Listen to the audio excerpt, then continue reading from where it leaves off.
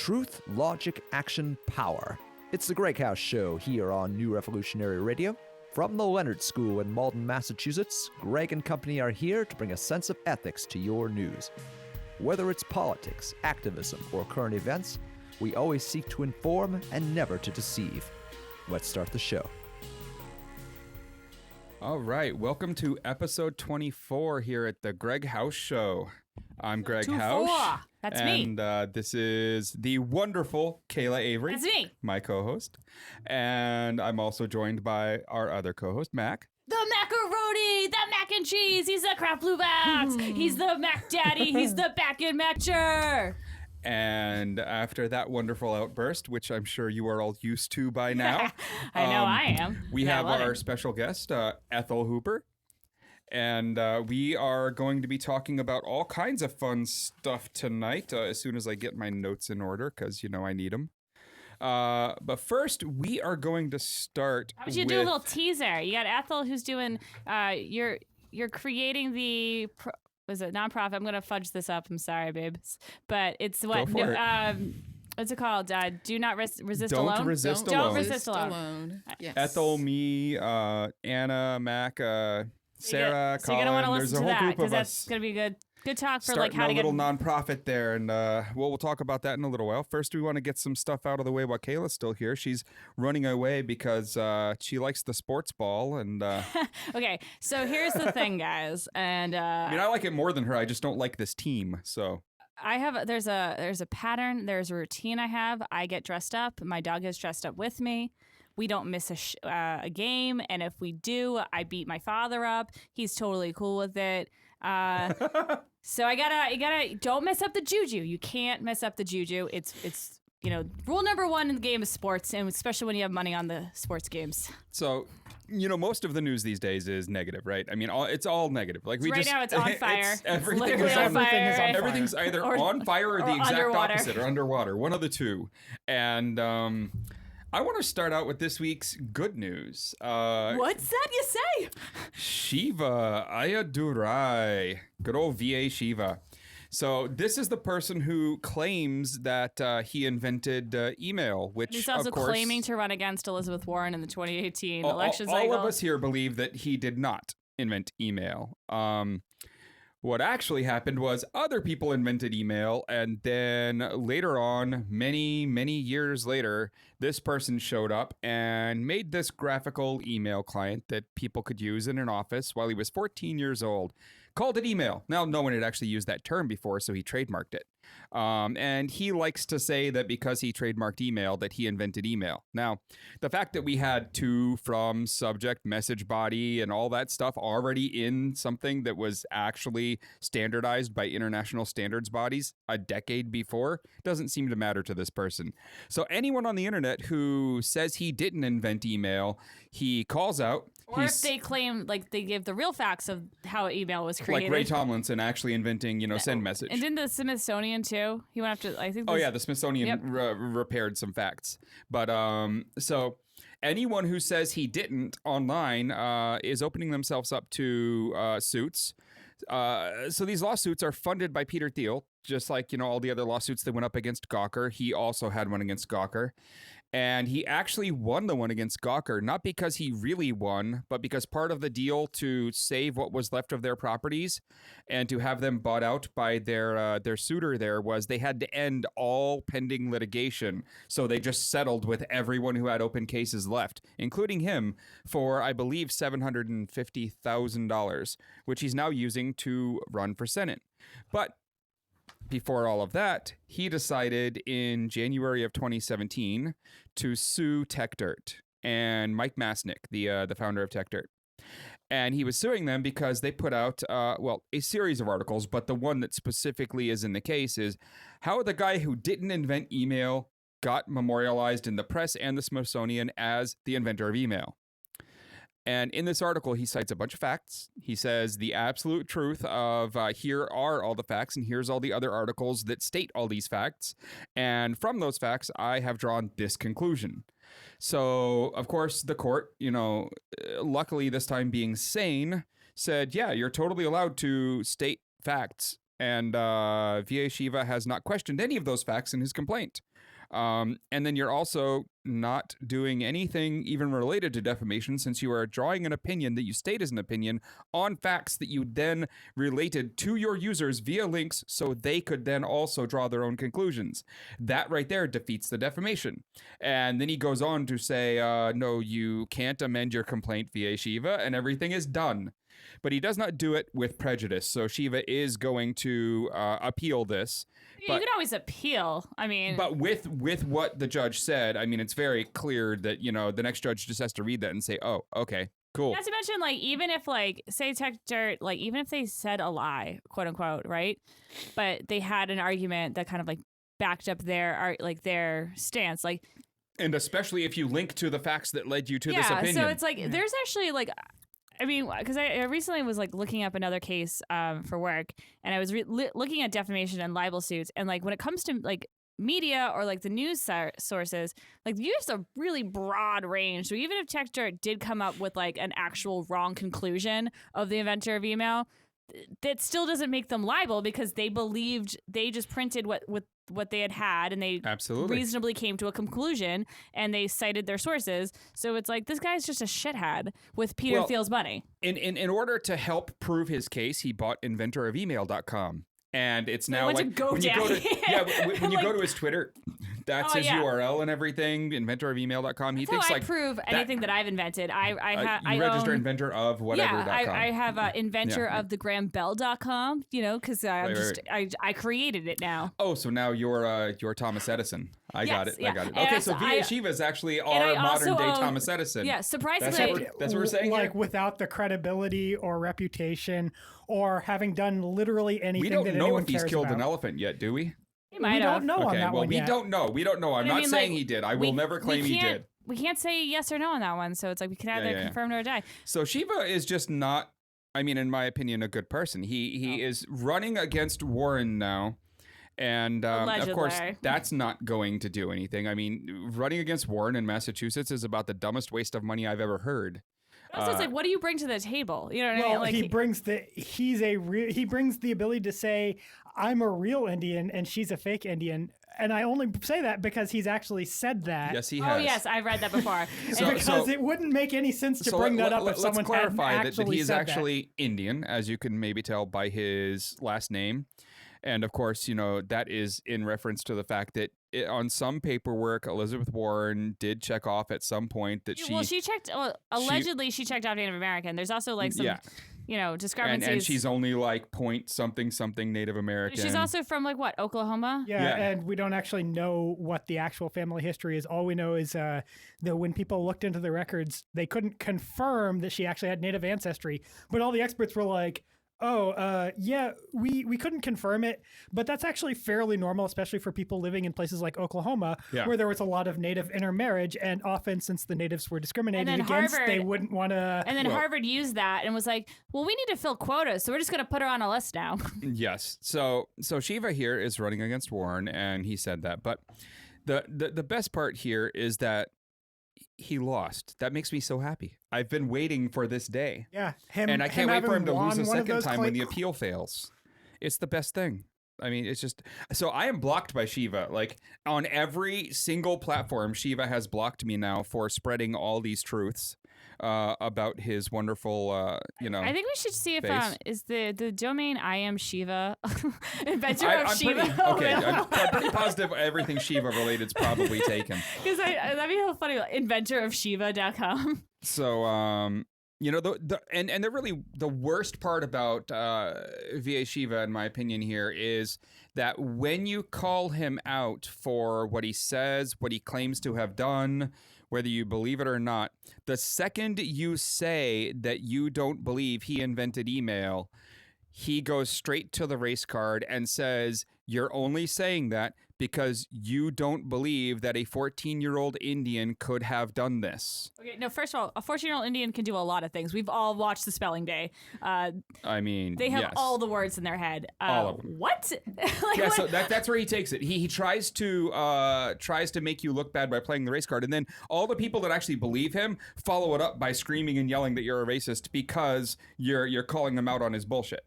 He also likes to cite the fact that he is from a family that was part of the lower caste in India as evidence that he has familiarity with the caste system and therefore is able to relate things that happen in the U.S. to the Indian caste system. And really, the Democrats are basically the high caste people treating everyone else like crap. He's just an all around wonderful guy. Yeah. So, anyways, I mean, what we're getting at here is it's great that he lost. Everyone should be jumping up and down and saying it's a miracle that the bad guy finally lost a court case. I can't wait till his domain name expires and someone snatches it up because I think it's gonna happen 100 eventually. people have things on it, because the second that happens, if I got it, I would just redirect it to Ray Tomlinson's Wikipedia page where it talks about how he invented email. And it's actually true. So from that good news, we can move on to all the bad news. Really the exact opposite, which is announced a few hours ago. So everything's Equifax. awful. Yes. Equifax, one of the three big boys in the credit reporting world, where all the data is. Just Equifucked a whole bunch of people. So they announced that they were hacked. They announced a breach, and in their own announcement, so take it with a grain of salt, because we saw when Yahoo announced the 200 million, then the 500 million. Oh, wait, no, it was more like a billion accounts. So let's see where this gets after more investigation. But Equifax says that 143 million U.S. consumers' names, social security numbers, birth dates, addresses, and driver's license numbers were leaked in mid-May to July 2017. 209,000 credit card numbers and dispute documents where you're disputing a record and you filled it out with a ton of personal information. 182,000 consumers were accessed. So that's a lot of people. And lucky me, I'm on the list. You can go to EquifaxSecurity2017.com. And if you go there, it'll have a little button for begin. And when you click on that, you put in a little info, and it's going to tell you are not affected. Or it's going to give you a date to return to this website and finish signing up, which is usually a few days in the future here, as they're a bit overloaded. And what you're signing up for is, of course, free identity protection monitoring and all this other stuff that they're going to offer everyone. I think they just announced they have a huge breach, and they're like, hey, sign up and we'll monitor you. You should have monitored us from the beginning. I mean, that's a paid service. Mid-May, between mid-May and July. Yeah, they had access for a while. And how long did it take them to notice? People were continually it was a slow getting drip of Hillary's emails. You know how it goes. Yeah. Well, again, I mean, it's just like the big government one at OPM, where they, the Chinese have had access for years to OPM's databases. I mean, it's really hard to see this in the way that most network security is done today. Most network security, up until at least very recently, is all about the intrusion. So can we stop you at the border? How much border guarding can we do with firewalls, with all these other things that a lot of the general public has heard these terms and at least knows some of the basics, even if they're not too technical. I feel like they're hearing border in a very different sense. Right, these right. days, But the border of your computer network, where your network touches the internet. So a lot of the work is done there. When in reality, you're cutting off, say, 98% of the hackers and all the automated attacks, sure. But anyone dedicated is getting past that thing, because you're not custom building it. That would be dumb. So you're using an off-the-shelf solution, which state actors also have purchased and are finding ways around. So what you need to work on as corporations these days is lateral movement. The second someone gets into your network, whatever machine got them inside, they are now going to go sideways to a bunch of other machines internally. And most big companies, until very recently, weren't working hard on their lateral security, on the ability internally to notice that someone's on this machine and they've now moved to that machine. And there's lots of good tools. I actually saw an amazing demo of one called Darktrace a couple months ago that just sits there monitoring every bit of activity on your network for months, building up models of this computer is usually in use as a desktop at this time during the days, so that must be that person's hours, and they usually access these files on these servers, and over time it gets a really good idea of that user's activity on your network. And if it sees that user access to share they've never accessed, They accessed it for 5 hours and were downloading the database. It's going to know that's anomalous, and it's going to tell you that something's going on, and you can cut it off. And there are many tools. There's Carbon. There's just tons of tools in that space now that everyone should be using. And looks to me like they might not have been over at Equifax, because these people got all kinds of fun stuff. And so, yeah, everyone who is in control of any size network should be looking a lot more at the lateral stuff You know what than we need the more of? border. We need to put more information online. That's just where I think we should go. Right. Put it all online. Let's get it all up there. Well, also remember, like, security, I always like going back to my favorite hack, which was Which one? HB Gary. HB Gary Federal is the firm that for a while, various government entities were paying to check their web applications. So anything forward facing that you could get to, like say you're working from home today or something, and some government entity had a way you could do that on the web. Well, all those applications, HB Gary Federal, as an outside contractor, was taking a contract to check the security, test the security, give you updates, work with you. And when HB Gary Federal itself got hacked, it was through their web application for all their workers to use, because it was so full of security holes. They were that bad at the job on their own servers, let alone what they were probably doing for the government. I mean, it's a joke. Wait, you're saying the government didn't do something right? No, we're saying They the hired the private wrong people. contractor That the government hired by the hired. government. Yeah. That they probably had a buddy that said, hire Gary, because everyone trusts Good the old Gary. HB Gary. Absolutely. So that's just my favorite kind of example of just how good security is at these places that have all of this data on you. And the other great thing to do is just fire your top security guys. Always. Always do that. Always. You can always find cheaper labor, and they will do great work for you. I swear it. Don't do that. That's a really bad idea. This is why I like buying social security numbers on the dark web and then like signing up on Equifax. You know what I mean? Like that way I don't have to worry about my own information. I just steal someone else's. It's a win-win for everybody, mainly just me. So that's that. If you think Equifax had your data and you might have been in that dump, well, you're right, because it's like half of America. Yeah, So if you have a social security number, you might or have looked at a social security number, your information's probably there's in like there. a 60-40 chance you're in there.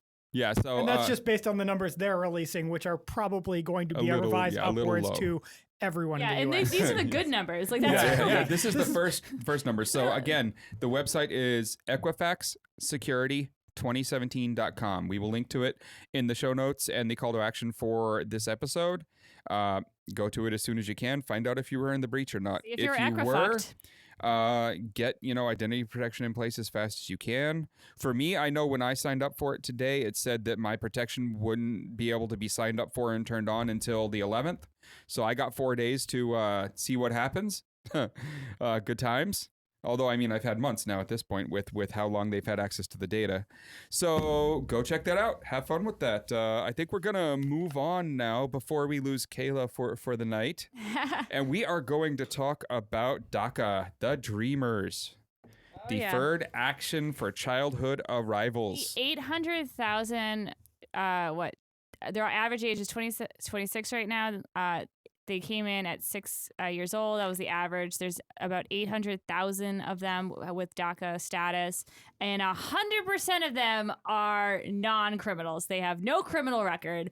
100%. Well, the actual 91% are working. I mean, you could say 100%, but come on, be fair. It's 0.2% have been convicted of a crime. And that gets them kicked out of the program. 0.2% have committed a crime and actually been convicted of it and been kicked out. So yeah, they we get aren't kicked out. talking about any of the ones that actually committed a crime and got convicted for it. But then they're no longer DACA status. Exactly. So they're still 100% of DACA status with no criminal record. And then no criminal convictions. Record. So you need a conviction to get a record. Or a guilty plea, which is still a conviction. Anyways. Indeed. But anyway, I don't know if you guys watched the Sessions announcement of it. But I sure did, because boy, do I want to see that. Isn't he entertaining? I want to see his goddamn elf tree set on fire in LA. I just want his whole Keebler elf family to go up in flames. I hate him so much. And just And it was, I think I blacked out watching it. You want to walk that one back a little from, No, I want to see his whole Keebler family go up in flames. I hate him All so right, much. well- I'm not saying to do it. I'm just saying Robert. in a cartoon world that should happen. But I was so enraged watching this because he just fucking lied his goddamn ass off, and somehow an executive order for Daca is somehow unconstitutional when he supposedly has a law license, which I think any ethics lawyer group out there should be filing to get him disbarred just for flat out lying to the American public, saying that an executive order under immigration and the Deferred Action Program is unconstitutional, which is a fucking bullshit lie. I don't know. I find the argument that No, there's one part of the argument that says you can that is DAPA was enjoined. So yeah, Congress did give him the authority to be under the deferred action. There is a small argument for the Social Security benefits under there, but they aren't even eligible those for at least 10 years of working. And hell yes, should more people be paying into Social Security? It's a drying fund. Yes. So here's this one gets really odd for me because at some point what he did there is the exact thing that I hope and pray Trump doesn't do with any of the things that Trump wants. So I shouldn't be happy that Obama did, because that shouldn't be a thing that has to happen. Congress should act properly on this one. And here we are with Congress given a 6-month window to solve this properly. Now, in a perfect world, I'm very happy he did what he did because they've got 6 months of no change and they get to enact this in law in a way where he can't undo it. Yeah, but that would require to have a Speaker of the House with the fucking spine. Yeah, notice that I said in a perfect world. We don't live in a perfect world right now. But, if you look at this in that respect, this should be what happens. It should never have had to have been an executive order, and it should be rescinded. It should have passed. But at this point, it should be rescinded, and Congress should pass the absolute proper. You don't have to rescind something to get it passed through the Congress. Right, He could have sent Mike Pence. You could do it in the other order, He could too. have sent Mike Pence to lobby to pass the DREAM Act because they want to get rid of DACA and they want to just make it a law. Right. Well, that's what they need to do now. Has that worked for him yet? Trying to get people to lobby to pass something No, he I think wants? threats are the only thing he has left. But nothing's really worked for him because he doesn't have a rational thought in his head. And what also kind of pisses me off as well is because it is not unconstitutional that the DACA passed executive order. The way we know this is because the law it's written and and there was a series. The way we know it is because we can read. Yeah, we can read laws, and the fact that when I was and there was the day after, and I was watching on CNN, and I think it was one of the commentators on there. They had it was one of the AGs that was threatening to sue. If they didn't rescind it on September 5th, then she was like, and they kept saying, "Oh, it's unconstitutional. This is illegal. This is illegal." And then the woman on CNN, I forgot her name, but she just sat there and let her just say it. I'm like, it's not and the fact that there's no pushback on these people. Well, that's standard for most of the news channels. Yeah, it was so I'm like, this is why 800,000 20-something-year-olds are now, their lives are threatened, and one of those we know is a guy who is literally saving lives in Houston for 6 days straight. And then we also have there's DACA recipients who are now lawyers, doctors, on Wall Street making they contribute billions of dollars to the economy. It's so maddening, and the fact that everyone they're allowed to throw out these words unconstitutional, illegal, and meanwhile, but it's completely legal for a president to have complete control over immigration over 7 certain countries. So that's legal, but providing a pathway to citizenship for children, these are children that came into this country. You don't convict a child in a car when their parents are caught for a DUI. Oh, it doesn't make any sense. That wouldn't. So why would you convict a child who was brought into the country undocumented? You wouldn't. You would let them grow up and become part of the society. Depending on how they arrived in the country, you wouldn't prosecute them anyway since it wasn't actually a criminal offense.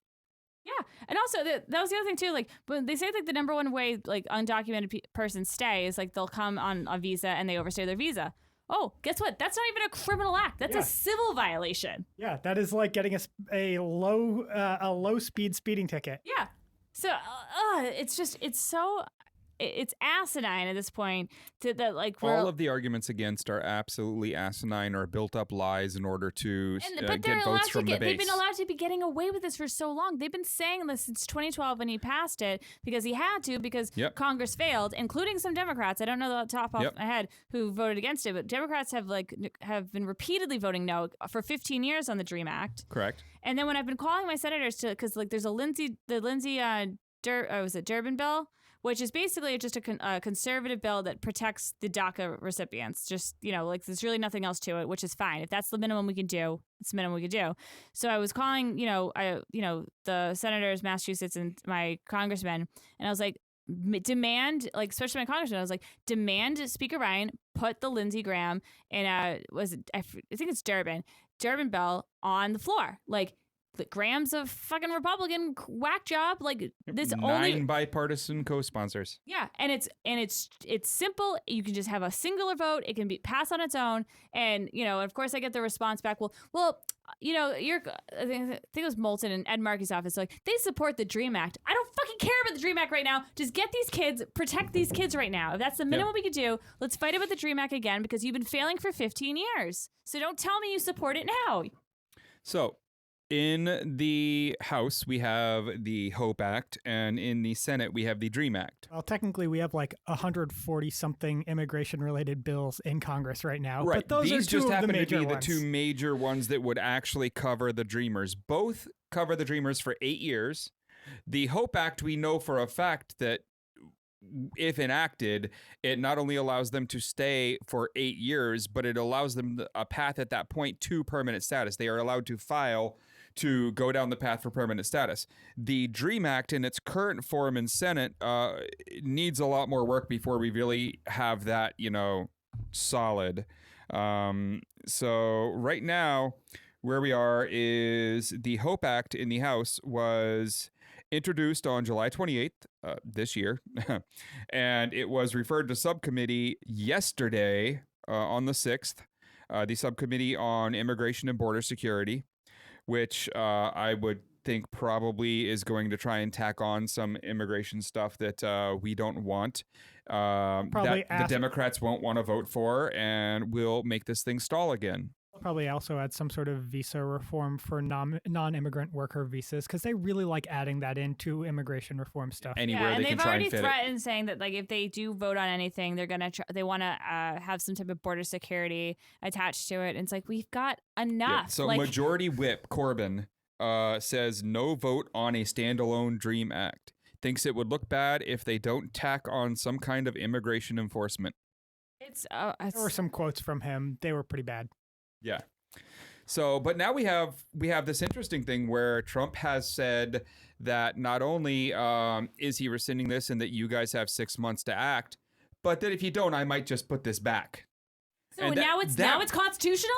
Well, and he specifically apparently wants them to do something about this, which kind of raises the question of, if he's like, well, I'm gonna end it, and then if you guys don't do something about it in 6 months, maybe I'll put it back. Well, why are you getting rid of it then? Why not just go to them and be like, hey, I would like to get rid of this. You should just pass that law. Like, what was the point of getting rid of it? I think he's threatening them with votes in 2018. The Latino vote, both sides fight for it every series of elections.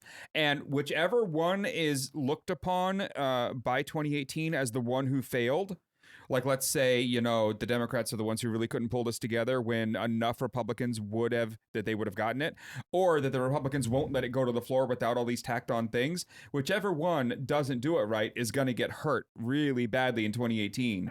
And also, I Trump think just is a I think reality he's show using this president. to threaten them, because if he didn't take it away first, they wouldn't have had the impetus to actually get this passed.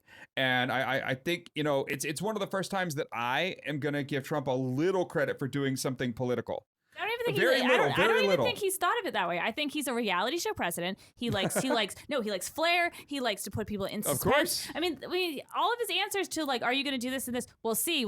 I'll keep you in place. Like, all he cares about is next week. Yeah, like he cares about the optics of this. And like, meanwhile, he tweeted out this. He tweeted today saying like, oh, all you dreamers, don't worry, no action needed, which is a bold-faced lie, because if you're your DACA work status is going to expire in March of 2018, you need to apply for renewal by October. Like there's an October date. Yep.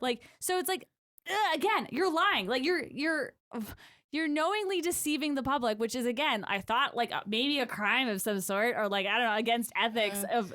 See, when you use the term lying, that means that he knows the right answer and doesn't give it. Well, I don't think that's just entirely being true. ignorant is not illegal. I don't that's think, right. I don't think it's fair to say that you have to know that what you say is factually wrong and know the correct answer for it to be a lie. I think saying something without caring whether it's true or bothering to check is still a lie. Yeah, Similar to a lie of omission, that's his maybe. existence. Maybe. It's I just truly think that this is just optics. He wants to show, because that's why he's coming out today. Because saying oh, well, if they don't pass, maybe I'll just keep it. Because he wants to be the hero. He wants to always be the center of attention. It wouldn't have gotten any work if he didn't do this. And the only thing that now might actually get something passed is the fact that neither side wants to be the one that loses the Latino vote in 2018.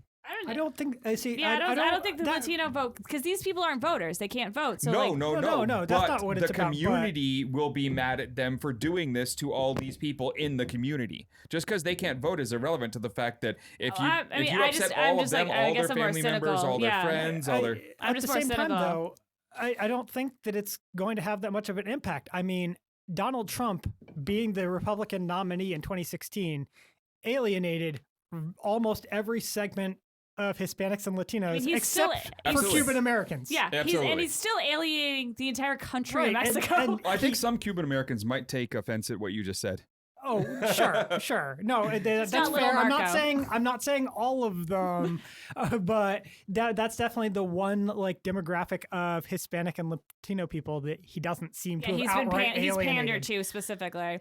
I mean, I think it's bullshit. I think it's so grotesque. I think it's a giant violation of human rights, because these are human lives that you just said, and the government knows where these people are. They provided all this information to the government to be allowed to stay and work and contribute and hope to they've been paying $500 every 2 years, $495. Yeah, and they work and they pay taxes.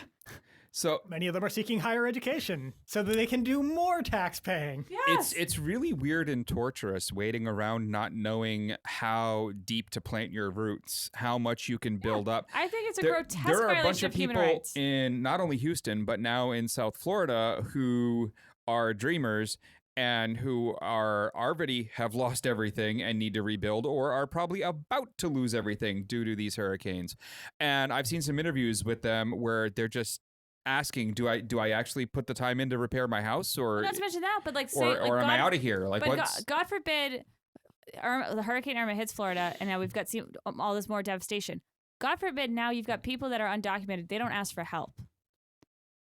So now, and then of course, the governor of Florida has been saying, "You're all fine. Don't worry about it. We're not going to enforce it." But a couple of sheriffs have said, "No, if you're at the center and we find out you're undocumented, we're calling ICE."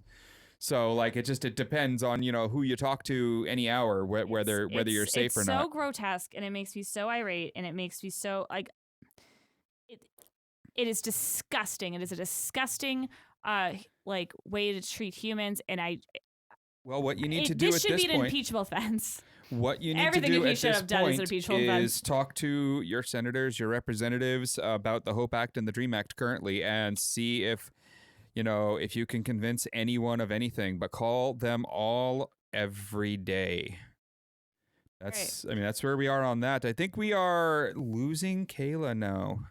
I mean, not forever. I'm still in your hearts and souls and minds, and I will be in your nightmares. And but I will listen to the rest of the podcast, so I know what the Don't Resist Alone is about.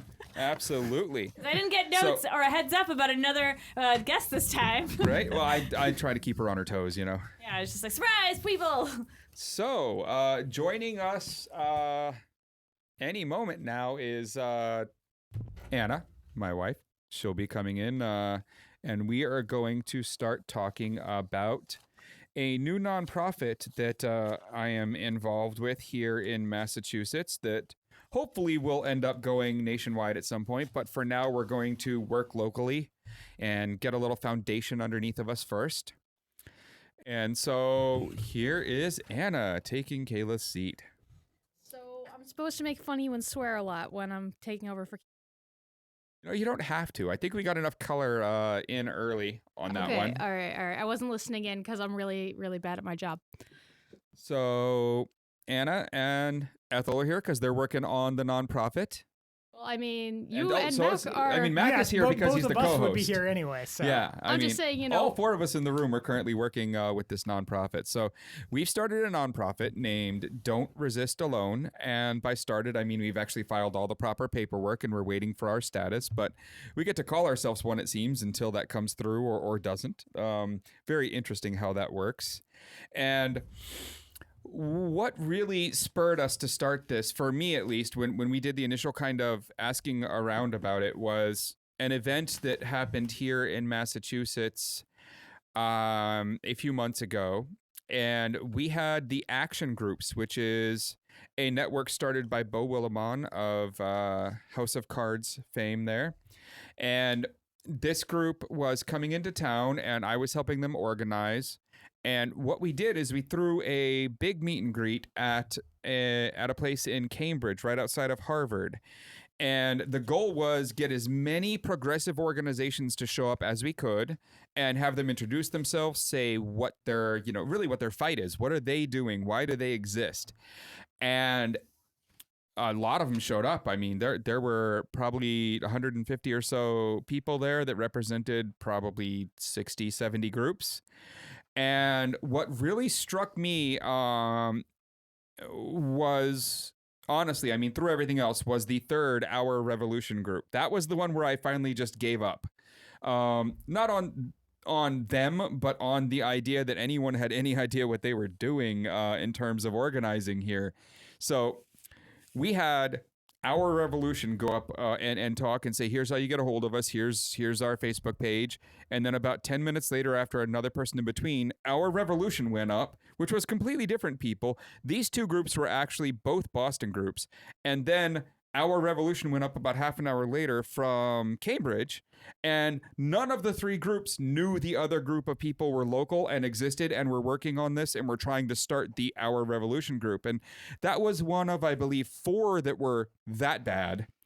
And so we started talking about this and just that problem, but it didn't really lead exactly to that first. First, we just went and looked and said, well, how hard is it to find these people?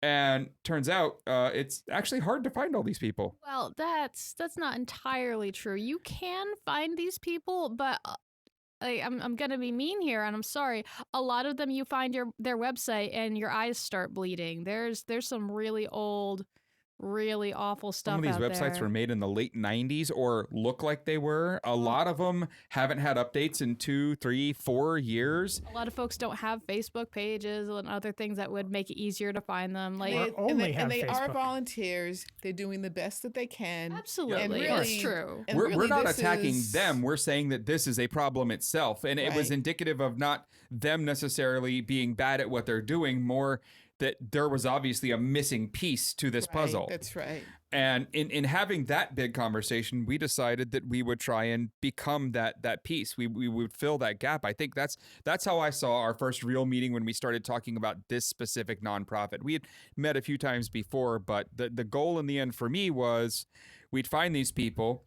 We would figure out if they had a website or not. If they didn't, we would offer to build them one. If they did, we would offer to redesign it. We would set up ways for them to communicate with the public better. We would handle some social media build out for them.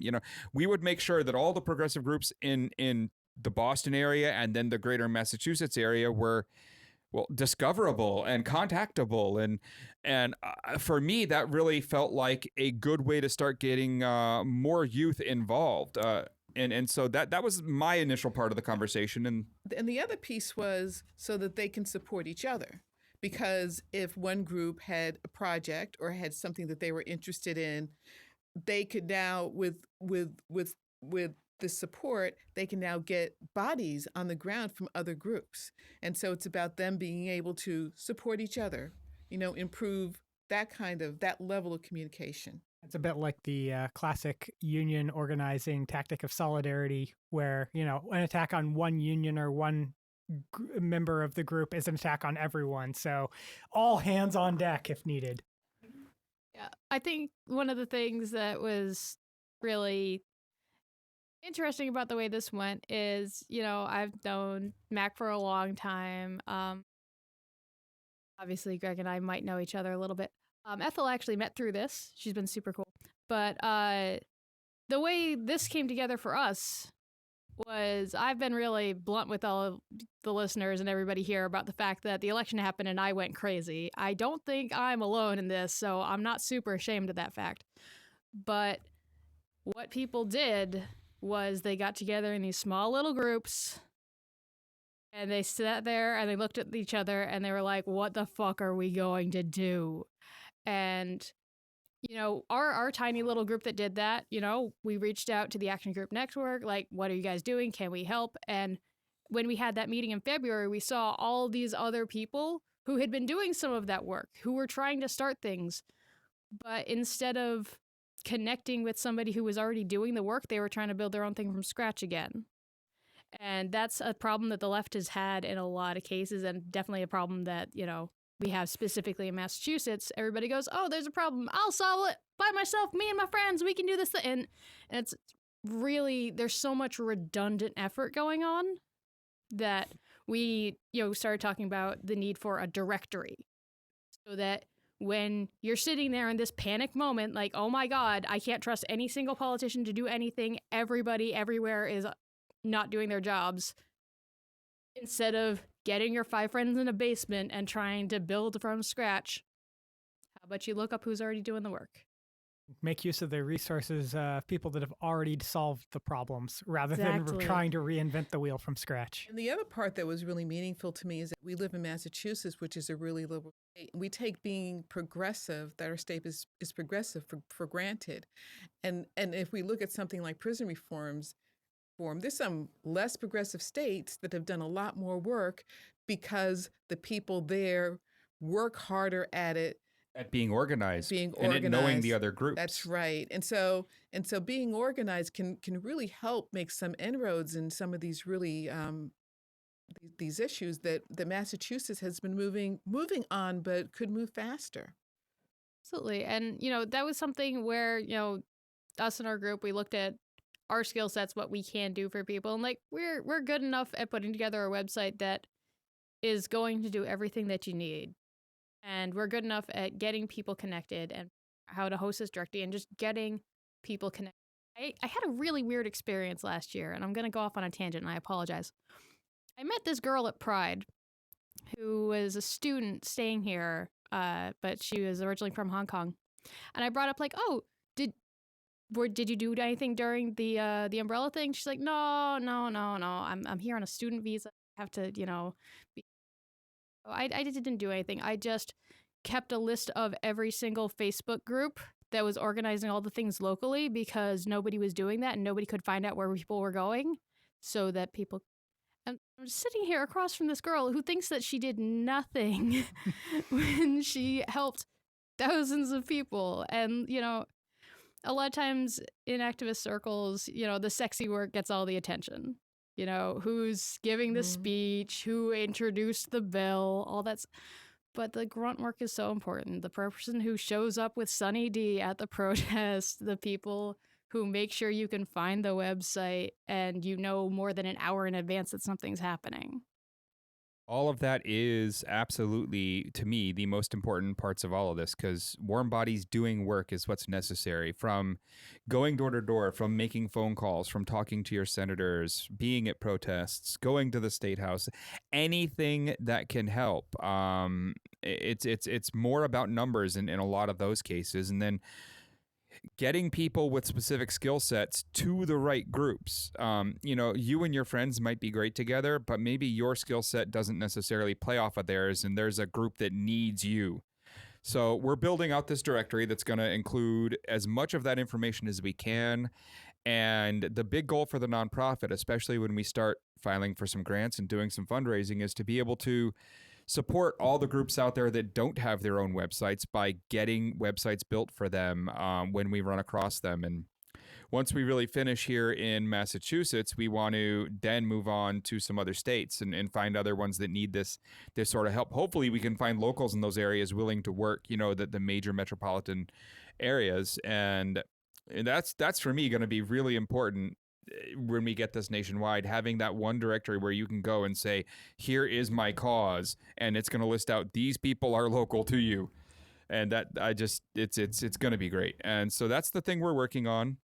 And it's definitely an important thing for us to be doing in these super blue states. Massachusetts is the only state that didn't have a single district go to Trump, but it's really important here because when the Democrats and the progressives are in the majority, we get complacent and splintery, and it's bad. I remember we were talking with Bo Willimon after the action groups meeting, and he was saying about what was it, Wisconsin? Oh, Wyoming. Wyoming. Yes. Words, whatever. How the progressives there are outnumbered, but they organize so well, so tightly. They are a well-oiled machine there, and so us folks in blue states, we have some work to do. Yeah, we really do kind of take it for granted, like Ethel said there, that a lot of the stuff that we want done is kind of getting done, but it could be done a lot better if we were better organized. So, yeah, I mean, in that, we're doing a little web design. We're doing a directory. We have a website up now. You can go to don'tresistalone.org. If you go to the .com, it'll redirect you. So either way. When you get there, there's a form to fill out if you happen to be one of these groups and you'd like to get included early as we start playing around with the design of this and everything else. By all means, fill it out. We'll get it and we'll contact you.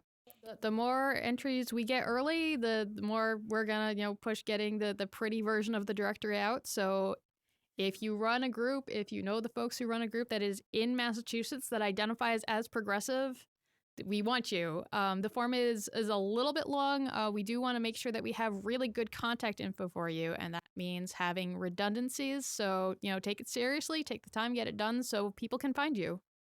And of course, if you're a technical person and you'd like to help actually with all this fun stuff we're doing, please reach out. All the contact information is, of course, on our website for Don't Resist Alone. It's also, at GreggHoush.com for the podcast. Just however you want to get a hold of me, get a hold of me. We definitely need people who are good at building websites. We need people who might run some tech companies with some services to provide for free. So don't necessarily harass Gregg on Twitter to get his attention. Always pay attention there. Not too much, no. I usually only pay attention when I'm like spamming all of the House representatives and senators. How did that go earlier? Got a few good responses from people saying they wouldn't vote for that wonderful amendment. They tried to sneak that in.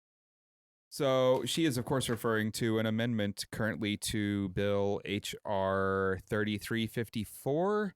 The amendment is 115, also referred to as 115-31. This is an amendment, an attempt to amend a bill that would strip any way of donating to the Islamic Relief Worldwide organization. And the idea is to make it illegal to give them money. And this is, of course, a Republican amendment. And it is important to point out, not only is it a Republican, it is a Republican from Florida. Florida man is DeSantis. Yes. So this group is really actually an amazing group. They are currently right now in the middle of support for Harvey victims. They are working on supporting people down in Miami once it gets going, and this ban specifically making it illegal to work for these people or to donate any money to IR, Islamic Relief, is really targeting a religion. It is also targeting a race to some extent in the way that they have worded the language. I mean, personal opinion here, it is completely unconstitutional because it does indeed target a religion. It's a well-respected NGO. It's got a 4-star on Charity Navigator. They are not in any way suspected publicly of actually, having these funds go to terrorism or anything else that the people behind this might be, claiming. They are literally just a really good NGO that offers lots of humanitarian assistance around the globe, and this is a horrible thing. And that was in committee today, and so there was a call to action. A lot of people joined in, called senators, and CAIR around the country was asking people. We had some locals here who have worked with them who reached out to us. I know I tweeted about it. I Facebooked it. We tried. You might want to point out that instead of calling your senators, you should be calling your reps on this one because there's a House bill. Yes, I mean, call everyone and yell and scream. Okay. That's also an option. So, I don't know. You get mad at me when I yell at the interns, so I've been trying not to. Well, yes. I mean, obviously, that's not what they're here for. So that is, a little tangent there again, but our nonprofit, I think is a great idea. I'm really happy about this one. We're putting in a fair amount of work. If you happen to be in the Boston area and have Monday mornings at 9 a.m. free, you can stop by our offices and join in one of our meetings as we're planning this thing out. So just reach out. All right. We appreciate all ideas. Yes. And as soon as we actually have our ability to file for grants, take funding, and all the other fun stuff to really get this moving forward, we will, and we will tell you about it. I think now we probably, we could talk about maybe a million things. Yeah, we have a few left. I mean, so obviously Trump Jr. giving testimony today, right? Yes, Oh, that. I can't watch him. His stupid face. So His Saturday Night Live version, though, I can watch that. I swear they only keep that one guy on to play Trump Jr. I agree. Yeah. So he gave testimony today regarding the Veselnitskaya meeting. And in this, he acknowledged he took the meeting for the purposes of attaining damaging information on Hillary. And, he worded it saying that, to the extent they had information concerning the fitness, character, or qualifications of a presidential candidate, I believe that I should at least hear them out. Now, this is from him, I believe, the third version of the story. I believe publicly it's probably the fifth version of the story. But at the point that every version of the story is different, you shouldn't believe any version of the story. Well, in his defense, some of the earlier versions of the story came from his dad and not from him. Oh, true. There's also some very interesting things that aren't necessarily immediately obvious, just kind of looking at what he said. Like, for example, the fact that, he said that he went in, as Gregg mentioned, that he went into this meeting to get information about a presidential candidate from an agent of a foreign country.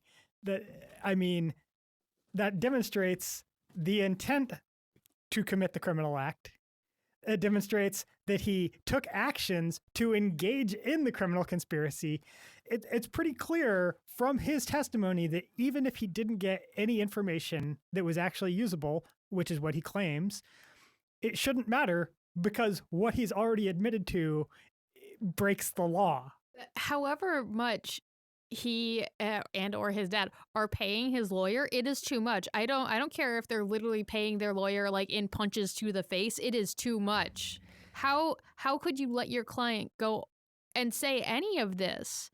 Well, a lawyer can't prevent their client from saying these stupid things. A lawyer can just advise their client, shut up, what is wrong with you? This seems coached. It is definitely my skepticism was prepared and justified. Like that isn't a spur of the moment phrase. It is clearly not the phrasing that like he invented on the moment. It was definitely part of a rehearsed strategy. Now, how much input into that strategy the lawyers had is rather questionable. Oh, this is just, I want them all to go to jail, so I can't be too horrified, but at the same time, thanks, guys, you're making it easy, but how ignorant of the law can you possibly? And then the fact that in his testimony, Trump Jr. said, depending on what, if any, information they had, I could then consult with counsel to make an informed decision about whether to give it further consideration. So he had a meeting that, according to him, he didn't even know what it was about. He says that despite having responded specifically to that in the email, he didn't take that description very seriously because he didn't know how reliable Rob Goldstone was about the topic of the conversation, which is kind of a bullshit excuse, but it only goes downhill from there by the fact that, I didn't really know what it was about, but I decided to have the meeting. Also, I decided to have the campaign manager and my brother-in-law show up to this meeting. Oh, also, if they actually told me anything useful, I'd take it to a lawyer, but I didn't bother to consult with a lawyer beforehand to find out if, maybe the lawyer should be there or maybe I shouldn't take the meeting in the first place. I get, that there was just an insane level of nepotism in this whole campaign that we've never seen before because we've never had a presidential candidate with this many adult children who think that they're competent and want to get involved in things. I mean, Robert F. Kennedy basically became Attorney General because JFK's dad said, hey, make Robert the AG. So we've seen some pretty serious nepotism. We've seen some nepotism, but nothing like this on a campaign. Yeah, and the fact was, sure, RFK was absolutely chosen because of his family position, but he was also an extremely competent lawyer. He wasn't qualified. Yeah, he wasn't like they just, picked some random jackass that didn't have any ability to do the job. And that's the difference here, really. I still wonder what would have happened with Camelot had it ended a different way. Indeed. And speaking of Trump's lawyers, who are apparently getting paid too much. I thought we were going to speak of parallel timelines we want to jump into. Well, also. But the one where he didn't win?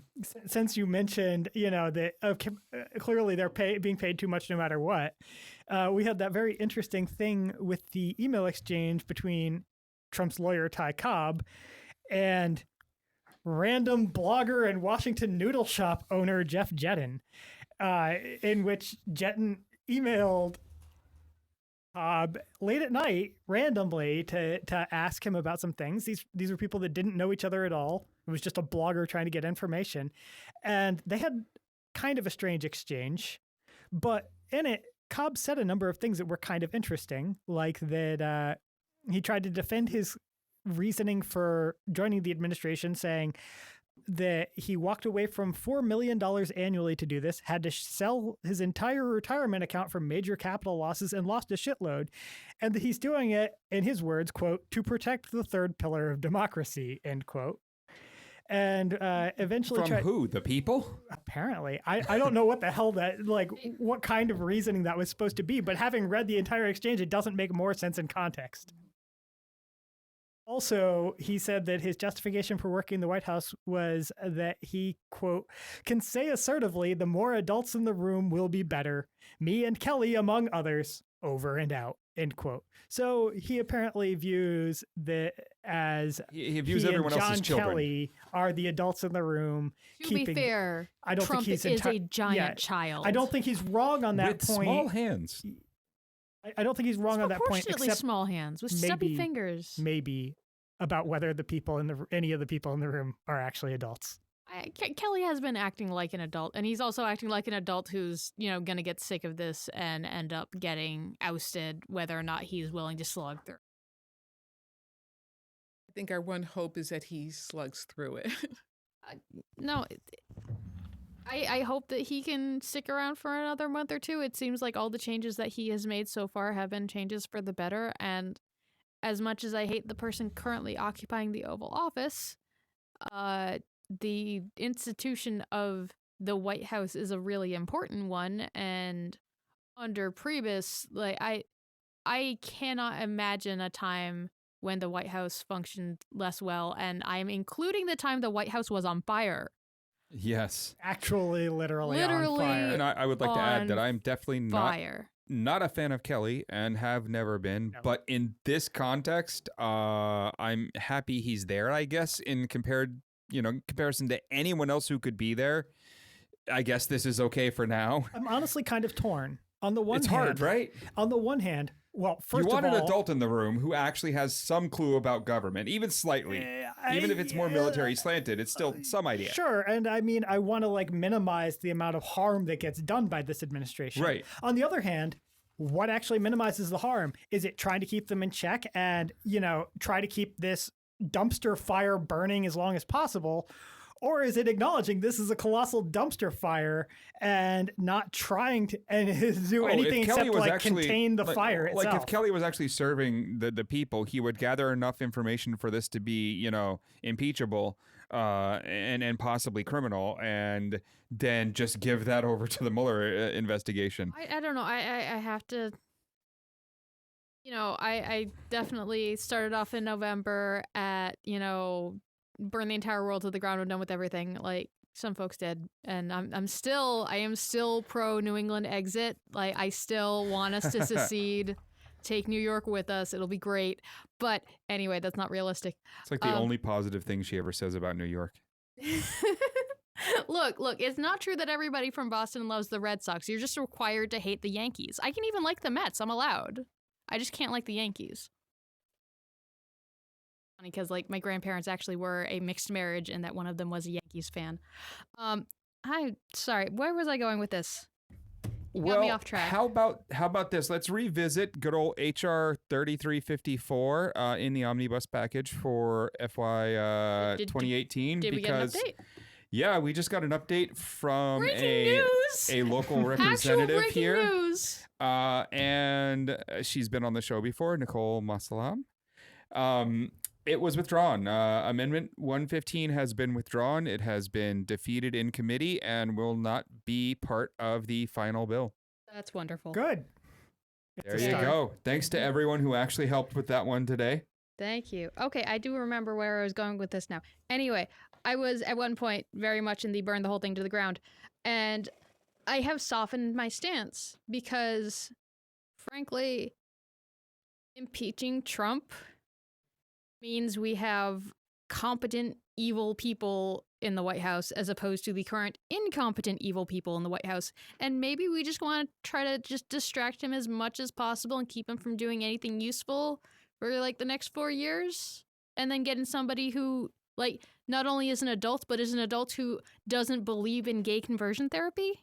I suspect that there is probably the information out there that if there is something that will compel the current Congress to impeach Trump, that information will quite probably bring down Mike Pence somehow. Even if it brings down Pence, this current I'm Congress, not saying that they're going to put up somebody else equally terrible. Yeah. So, well, maybe not equally, but close. Impeaching Trump will do so much damage to the Republicans. For so many of them who backed him. Yeah. For those who backed them, for those who stood did behind him with all the comments he made. It'll effectively create a civil war in the party, even more than has been going on for years now. Between yes, please. I mean, because every single Republican decided, hey, no, this crossed a line. Fuck that guy. We should be getting rid of him. And all of the ones that have just decided to go full on bandwagon will be at each other's throats. But they're also his followers, the people who sort of follow him loyally. They're going to say that it was politics as you. Of course. And if the Republican parties lose them as voters, it'll be a huge problem for them. That is a third of the Republican Party. I mean, the Republican Party has been, in the early stages of a civil war since Obama was elected. The Tea Party was a concerted effort to...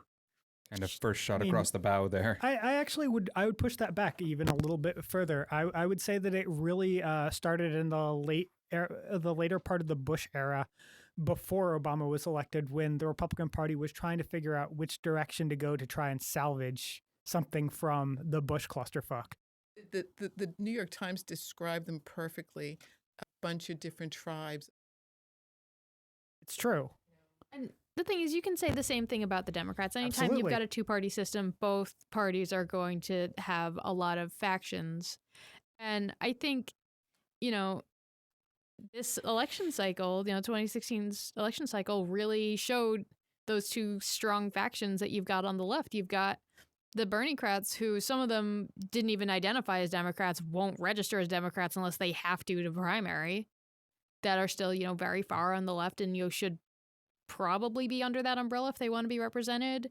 And these corporate, centrist, almost, right folks like the Clintons and, the left is having to deal with are our big tent problem.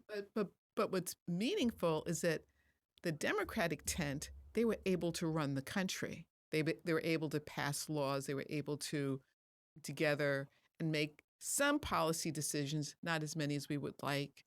And the Republicans seem to be so different that they can't come together on the simplest thing that they've been agreeing on for the last 7 years, which is, Obamacare. repeal Obamacare. When the Democrats did have that supermajority, I am among those who's very disappointed in how much they got through at that time when they could smash any filibuster. But at the same time, the thing that was impeding them was their sense of fair play. They were trying to get the Republicans on board at least a little bit. They were trying not to steamroll them as much as they could have. And when the Republicans can't get stuff done, it's because they have a significant wing of the party that is insane and doesn't believe in the concept of governance. And, we've got anarchists on the left. I'm not going to pretend we don't. But first off, they call themselves anarchists. And they definitely aren't Democrats. Definitely aren't. Well, there we are. We have Democrats seemingly more capable to actually run the U.S. government, and by more capable, I mean every now and then they kind of sort of get something done, but that doesn't mean they're good at it at this point. It's very much a just lesser of two incompetencies. better. The two-party system is broken, Better and it is by a default. big problem in this country. Now, we are just over an hour in here, so I think maybe there is 3 more hours worth of Trump stuff, and so we're just going to say we're done with Trump for 3 now. hours of Trump? And we are going to move on to, let's call it global warming and climate change instead of hurricane season. Yes. Can we do that? Sure. We can do that, but the fact is this is hurricane season. It is normal to have a bunch of hurricanes. The ones we are seeing are a little Yeah, there's definitely crazy. some I thought we weird were stuff getting going away on. from Trump, but all of my notes on the hurricanes seem to have him all over them. He must be president right now. I didn't do anything about the hurricane notes. That one is not my fault. So first, of course, we have Harvey, and it just crushes Texas and part of Louisiana. Houston being hit harder than anyone possibly imagined, except for, of course, all the people that told them not to put up car parks and commercial buildings and strip malls on the floodplains. Maybe. All those people might have been right. They were ignored, though, so... Yeah, all that deregulation in the Houston area has not gone well for them. I remember seeing this one quote go by, like, no, there's no need to test the water. It's all contaminated. Yeah. Well, deregulation sort of says that there was ever regulation. It's been...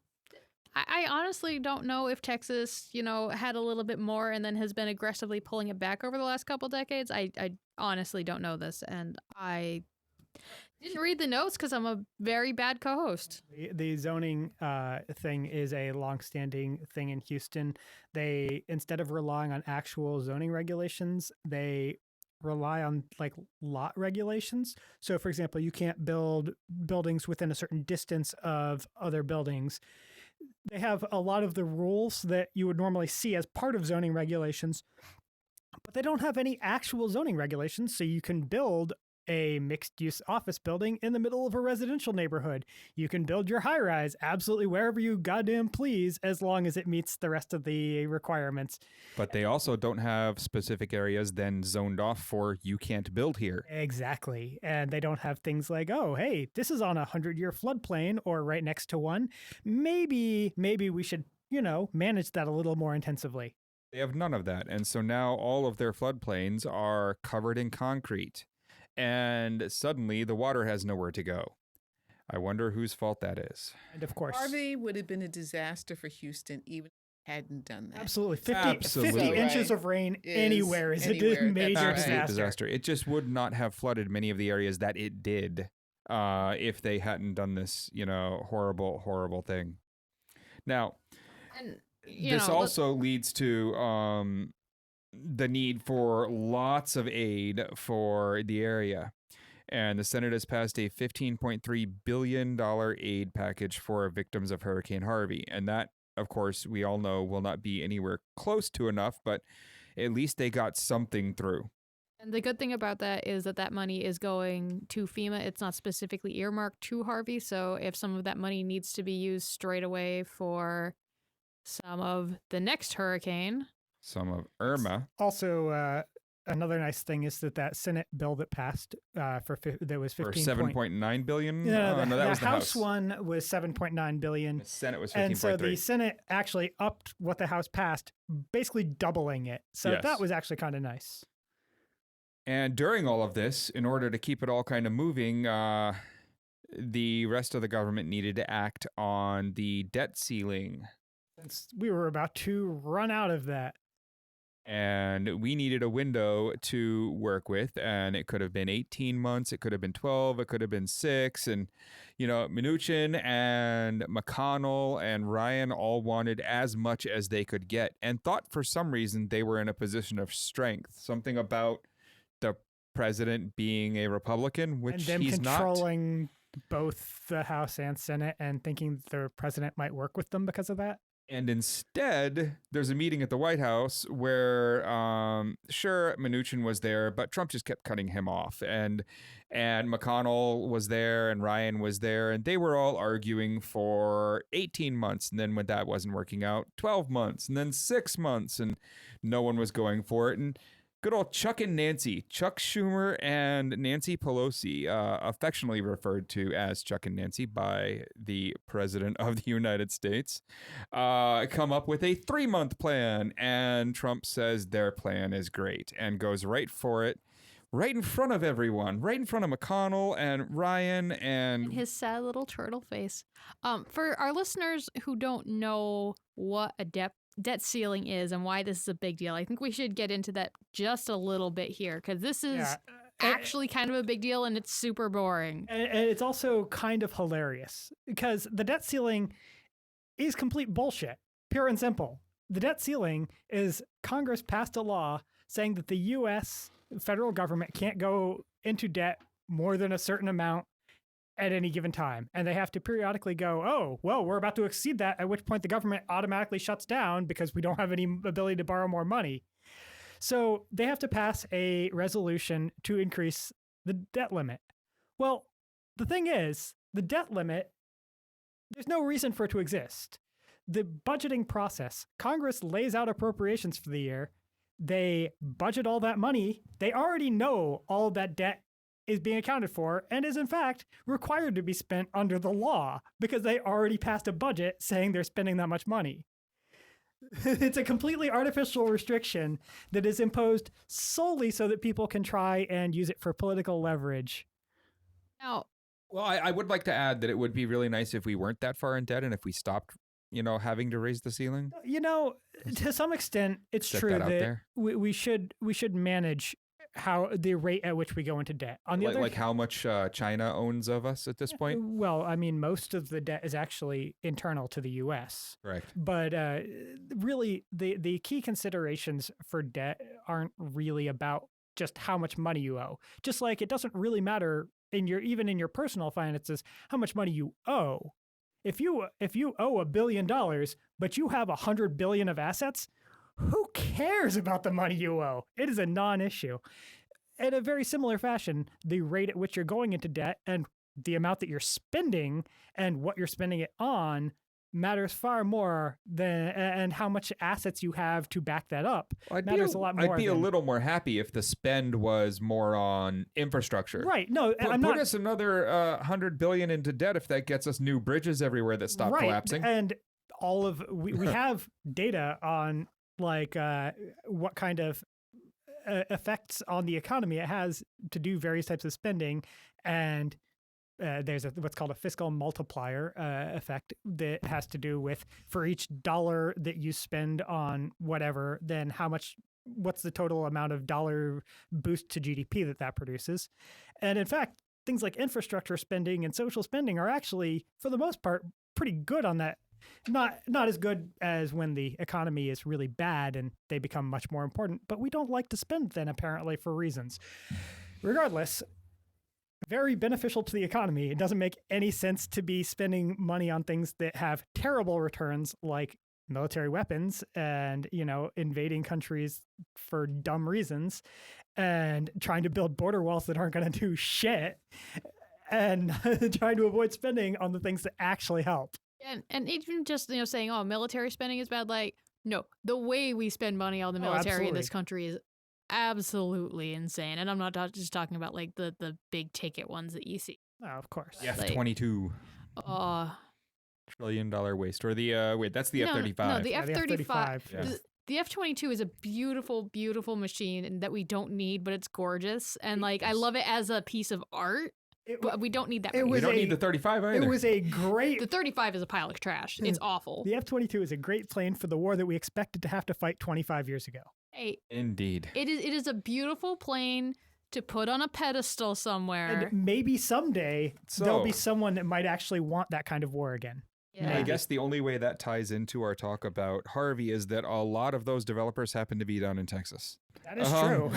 So with Harvey, the Senate passed $15.3 billion. Trump, working with Pelosi and Schumer, has come up with a deal to get a 3-month extension on the debt ceiling, which will help with all of this disaster repair. And as all of that is happening, Hurricane Irma is barreling down on Florida. Right now it is crushing the Dominican Republic and Haiti and Cuba, and it already hit Puerto Rico, and just all these countries are just getting smashed by this thing. And it looks like it's going to be probably still a Cat 4 when it hits Miami, which is actually getting evacuated.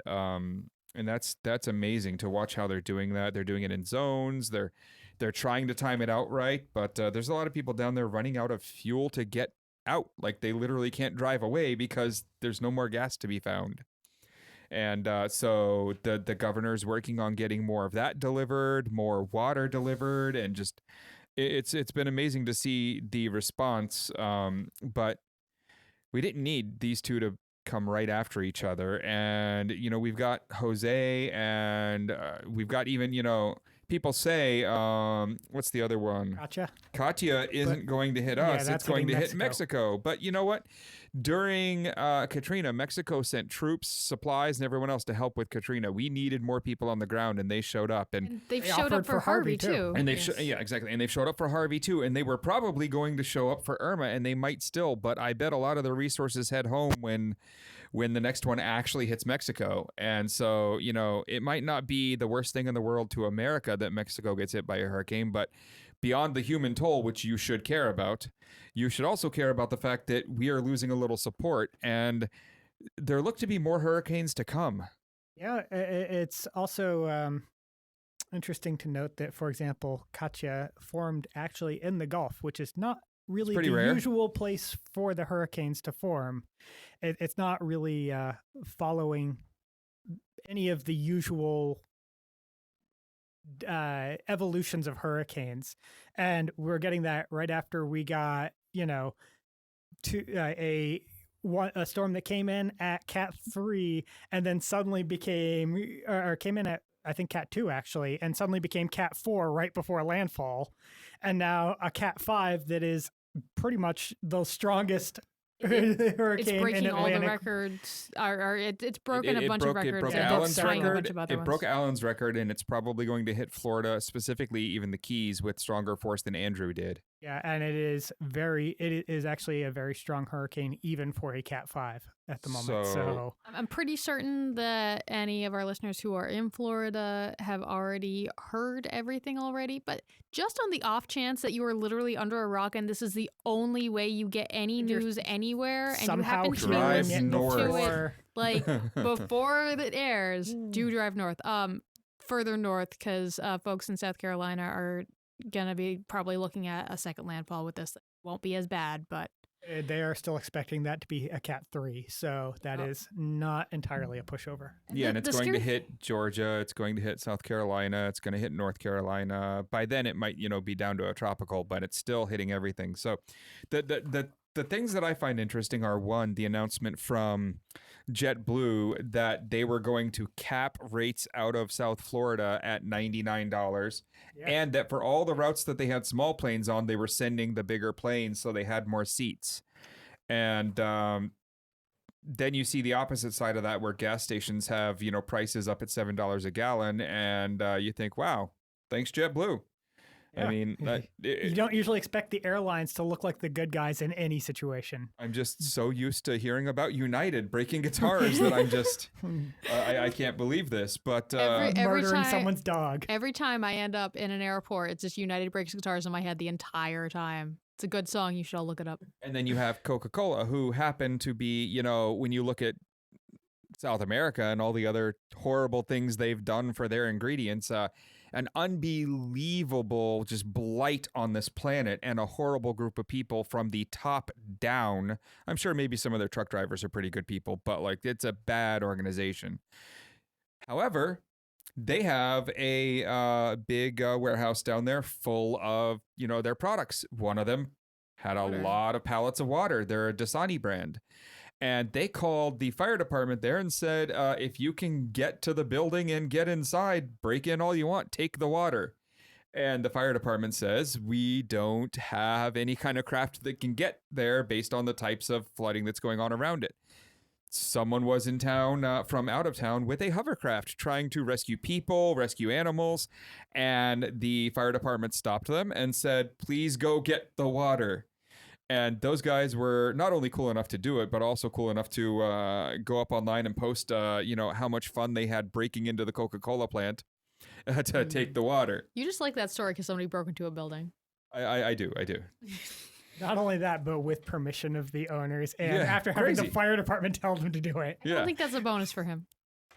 Because I think that makes it better. Yeah, I think that kind of adds to it. Like, when else are you going to get some giant, corporation saying, yeah, break in and steal our stuff. We don't care. It's cool. You want to take part in events like that, But you have some of these companies really stepping up, and I think more of them need to. I think there's a lot to be said for that.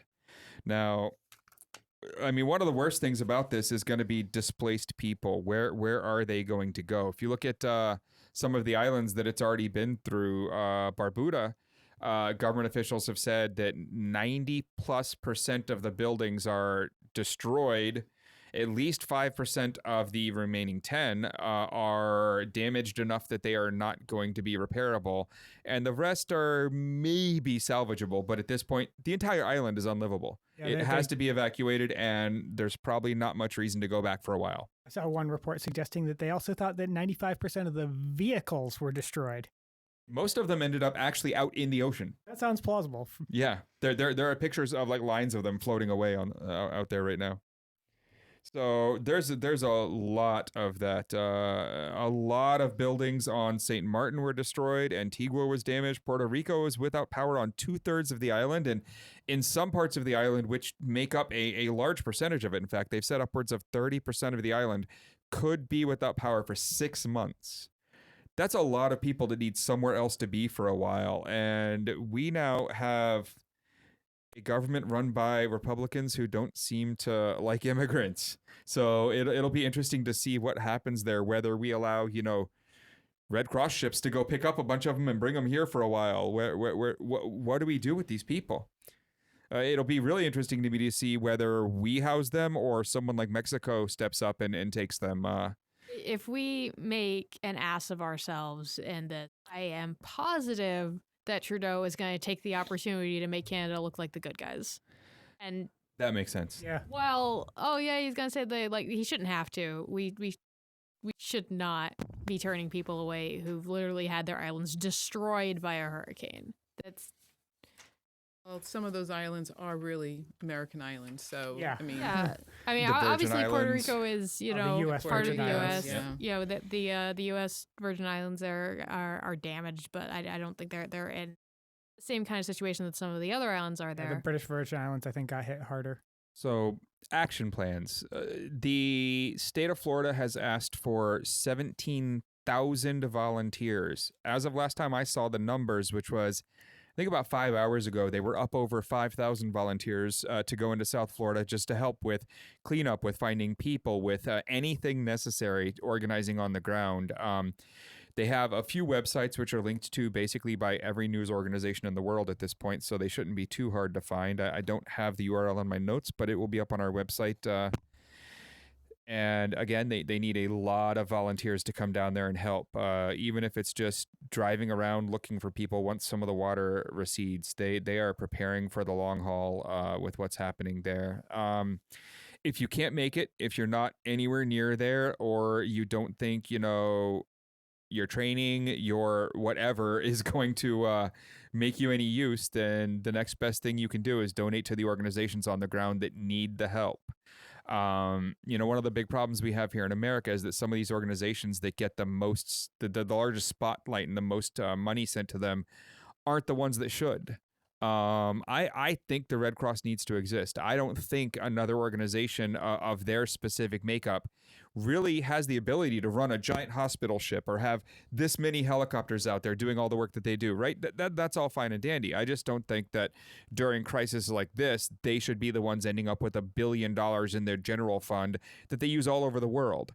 This money should be going to the local charities on the ground that are actually doing the work in the areas you're trying to help. Giving money right now to the Red Cross will go to all of the problems of the entire world, not just to Harvey or to Irma or where you're trying to help. And hey, everyone needs help. But right now, if you're actually attempting to help a specific area, donate to the local charities. For Florida, the government, the governor's website has some links. They are tweeting out links. There are a lot of news organizations down there with posts up. For Harvey, the actual city of Houston has on their website a local charity that they run themselves. The money is going directly to people on the ground doing the work. If you want to help the people on the ground doing the work, go direct.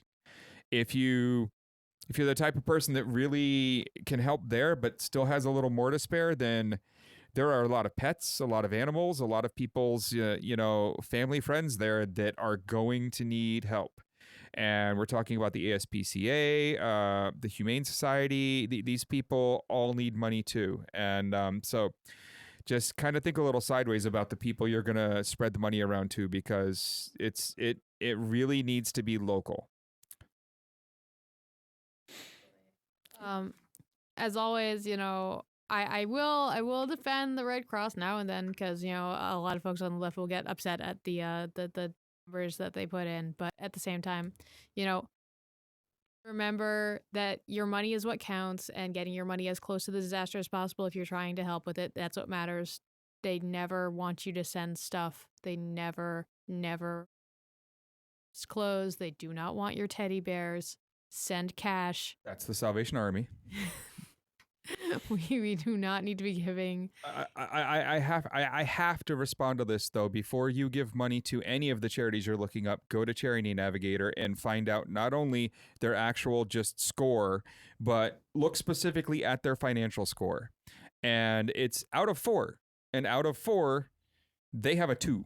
The Red Cross has a 2 out of 4. There are charities all over both Florida, for all of South Florida, and all of Texas. There are many local charities you will find on Charity Navigator that are working local that have 4 out of 4 for financial. And when you're thinking about charities, the thing you've got to think specifically about financially is how much of the money you're donating actually gets to the ground, gets used for what you're donating it for, versus how much of that money goes into the overhead of running the actual operation. And every charity, every nonprofit, every NGO, they need money to operate. So you can't fault them for having a percentage, but you never want to see a charity where less than 70% is going. And for most good charities, you want to see 91% or higher actually getting used for the cause.